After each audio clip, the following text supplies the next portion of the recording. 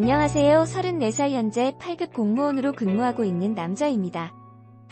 이걸 어디서부터 어떻게 말을 해야 할지 모르겠네요. 일단 제가 죄인이고 나쁜 사람이라는 거 인정합니다. 정말 불같은 사랑에 빠져서 한동안 정신 차릴 줄 몰랐어요.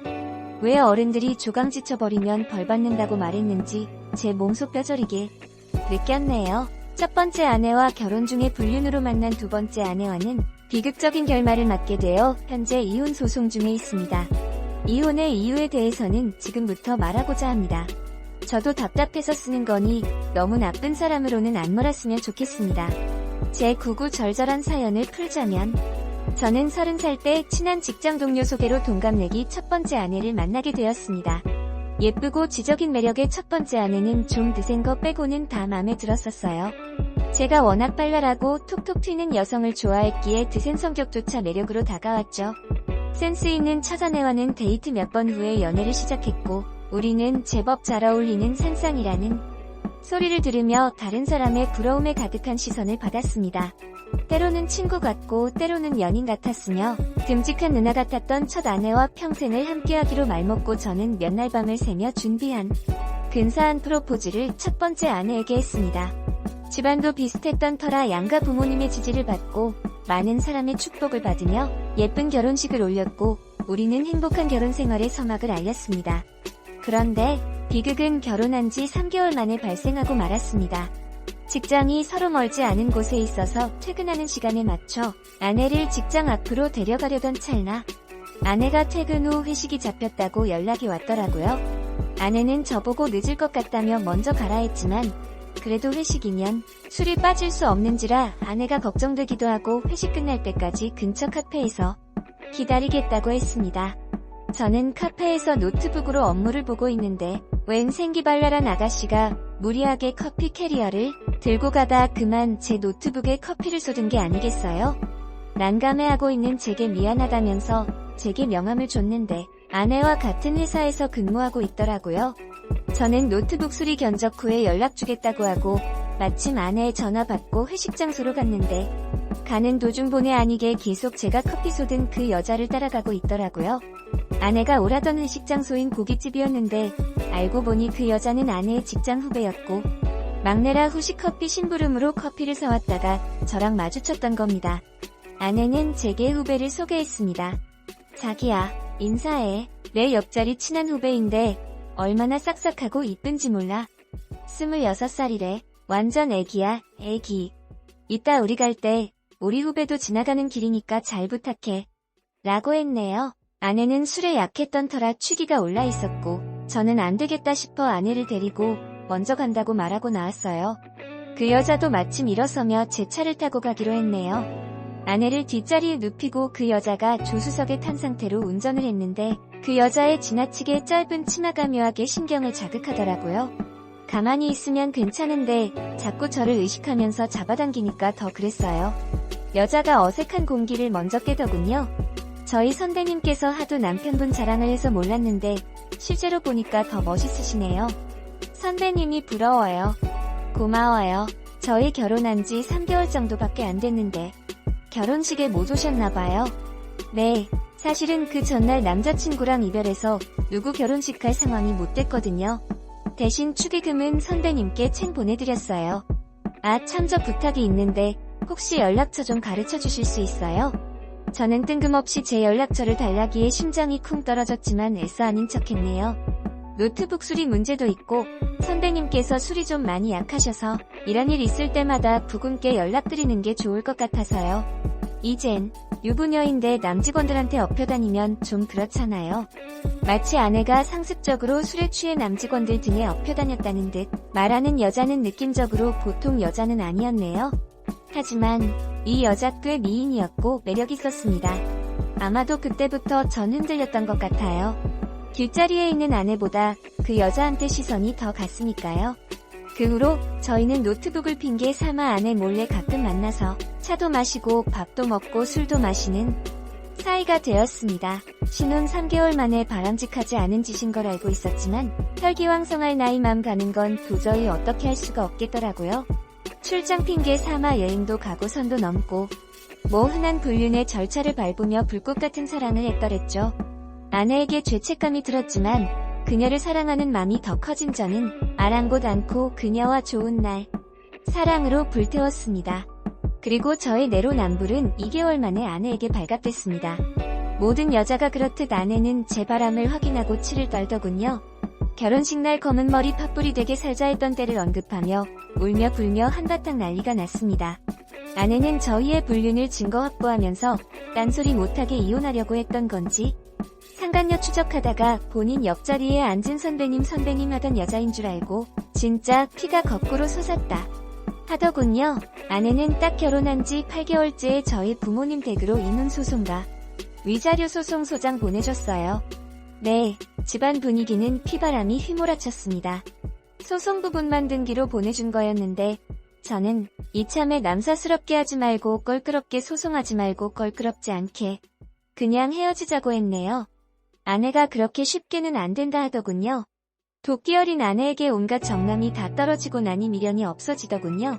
상간녀의 오피스텔에 쳐들어온 아내는 상간녀한테도 위자료 소송할 수 있으니 2천만원 현금 제 돈으로 들고 와 아니면 쟤랑 너랑 직장 가서 온갖 대망신 다 주고 불륜으로 잘리게 해줄 테니까 라고 협박을 하더군요. 저는 저와 제 여자를 보호하기 위해 아내가 원하는 대로 해주기로 했습니다. 그냥 증명해 줄 테니까 이혼하자. 대신 내 여자도 나도 건드리지 마. 상처 주면 나도 가만 안 있을 거야. 웬만하면 네 조건 다 맞춰줄 테니까 조용히 끝내자. 하고서 원하는 2천만 원을 내어주었습니다. 아내에게 공정증서 받고 증명해주니 아내는 다 끝났다는 듯 저와 제 여자 앞에서 쓰레기라 비난하며 전 남편 너 가져. 어차피 쓰레기들끼리 합조화 만난 거 내가 어쩌겠니? 잘 살아라 라고 후련한 듯 나가네요. 나중에 제 여자 말 들어보니 직장에서도 아내가 약속대로 소문 안 낸 채 이전이랑 똑같이 대한다며 무섭다고 하는데 냉정한 아내 성격을 알았던 저는 크게 놀랄 일은 아니었어요. 제 여자에게 회사를 옮기는 건 어떻겠냐 했지만 싫다는 말에 알아서 하라 했네요. 저희는 제 이혼이 마무리되고 난 후 결혼을 하기로 했습니다. 그 사이 저희 집에 드나들며 저희 집 식구들과 친하게 지냈어요. 저희는 요새 드물게 대가족인지라 조부모님, 부모님, 형, 동생, 삼촌들까지 모두 결혼해 할아버지 이름으로 된 빌라에서 살고 있었습니다. 저만 아파트 생활을 고집했던 아내 때문에 아파트에 살았던 거고요. 이제 그 아파트 아내한테 줬으니 저도 빌라로 살림을 옮겼고 제 여자도 본인 오피스텔 정리한 후 빌라로 들어왔네요. 결혼 날짜를 잡고 동거를 하다 제 여자는 혼전 임신을 하게 되었습니다. 집에서는 축하 분위기였고요. 제 여자는 누구 보란 듯 초음파 사진이랑 결혼식 프사를 깨톡에 올려놨더라고요. 저희는 그렇게 애 때문에 혼인신고를 먼저 했고 저는 두 번째 결혼식을 올렸습니다. 아이와 함께 가정생활하며 영원히 행복할 줄만 알았던 인생으로 해피엔딩이었음 좋았을걸. 남의 눈에 눈물 흘리면 본인 눈에 피눈물 흘린다고. 사실 제 조강지처가 크게 눈물 흘린 것 같진 않았음에도 불구하고 제 눈에는 피눈물 흘릴 일이 생기고야 말았습니다. 태어나자마자 아이 혈액형이 B형으로 나왔는데 저희 둘 다 A형이었던지라 절대로 나올 수 없는 혈액형이었어요. 몇 번을 검사해도 마찬가지였습니다. 저는 이참에 유전자 검사를 의뢰했습니다. 도대체 이 가증스런 여자가 언놈의 아이를 임신하고 나를 뻐꾸기로 만들려고 한 건지 결과를 기다렸죠. 그런데 기다리던 결과는 너무나 충격적이었습니다. 바로 저와 제 여자 사이에서 나온 아이는 친자 일부 일치라고 나온 게 아니겠어요?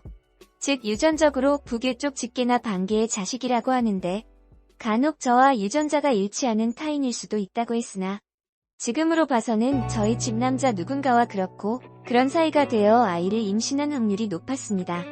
저희 빌라에서 사는 남자는 저희 친할아버지, 아버지, 형, 동생, 작은 아빠, 삼촌, 초등학생 조카 1명 이렇게 있습니다. 조카를 제외하고 유력한 용의자는 모두 6명인데 B형이 나올 만한 사람은 제 아버지, 동생, 작은 아빠 이렇게 총 3명이었네요. 제가 유전자 검사를 하자며 용의자들의 칫솔이나 머리카락을 채취해 가려고 하자 아이러니하게도 3명이 억울하다며 다 난리를 치더라고요. 아버지는 심지어 제게 허튼 짓 말고 두 번째 결혼했으면 네 업보다 생각하고 이 자식이다 생각하고 살아 라고 하는데 저는 기가 막힌 듯 두 눈의 레이저를 아버지에게 날리며 혹시 아버지 자식이에요? 아버지가 며느리랑 그렇고 그런 관계였냐고요? 아니면 떳떳하게 유전자 검사해봐요. 뭐가 무서워서 못하는데요? 라고 난리를 치자 아버지는 저한테 세상 들어보지 못할 욕을 하시며 저와 절연하자고까지 하시더군요. 그야말로 막장 개막장이더라고요. 이 일로 인해 빌라에서 오순도순 잘 살고 있는 저희 가족들은 파탄의 위기에 이르렀고 용의자에 오른 작은 아빠는 이로 인해 작은 엄마와 혼인 파탄의 지경까지 갔다고 합니다. 작정하고 맘먹으면 솔직히 유전자 검사를 통해서 아버지를 알아낼 수 있었지만 진실이 두려웠던 저는 이쯤에서 그만두기로 하고 덩달아 그 여자와의 관계도 정리하기로 했습니다. 참담하더군요. 거기다 조강지처는 이 모든 사실을 어떻게 알았는지 제게 문자로 날 배신하고 떠났음 행복하게 살아야지 망해서 어쩌니 나중에 아빠 밝혀지면 나한테는 살짝 말해주면 안 되니 아우 궁금하다 진짜. 나 좀 있음 결혼하는데 너한테 받은 아파트에서 신혼생활 꾸리기로 했어. 네 목까지 잘 살게 고마워. 라고 약 올리는데 휴대폰을 던져버리고 말았습니다. 그야말로 지옥이 따로 없더군요. 아무튼 저는 변호사와 상담하여 유전자 결과를 증거로 혼인 무효 소송을 냈고 그간 상간녀로 인한 정신적 피해보상 위자료와 전아내에게 뜯겼던 위자료 등 다 청구했지만 피해보상 위자료만 겨우 받고 혼인 무효가 받아들여져 또 한 번 이별을 하게 되었습니다. 덕분에 제대로 뒤통수 맞고 끝낸 두 번째 결혼이었네요. 저는 도저히 빌라에서는 못 살 것 같아 그곳에서 나와 현재 회사 근처 원룸에서 살고 있습니다. 용의선상에 오른 사람들하고는 연락을 끊고 있습니다. 심지어 아버지마저도요. 여자라면 이제 지긋지긋하네요. 당분간 업무에 집중하며 제 인생에 집중하며 살아야겠습니다. 오늘의 사연이었습니다. 여러분들의 생각은 어떠신가요?